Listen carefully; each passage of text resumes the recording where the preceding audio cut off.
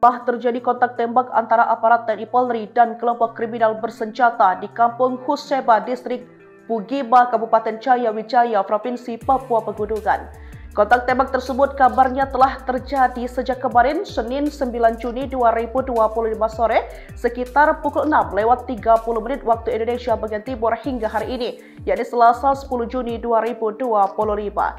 Dalam kontak tembak tersebut, satu pria yang diduga merupakan anggota KKB tewas dan kini telah dievakuasi ke RSUD Wamena untuk menjalani tindakan medis. KKB yang ditembak itu diduga merupakan anak buah dari pimpinan KKB Egyados Kogoya. Juru bicara TPNPB Semi Sampo mengumumkan status siaga 1 dan menyerukan peringatan kepada warga sipil untuk tidak beraktivitas di wilayah yang mereka klaim sebagai daerah perang. Mereka juga menyatakan akan terus melanjutkan perlawanan bersenjata di wilayah Wamena yang disebut sebagai kota sentral Papua Pegunungan. Hingga berita ini tayang, belum ada keterangan resmi dari pihak terkait.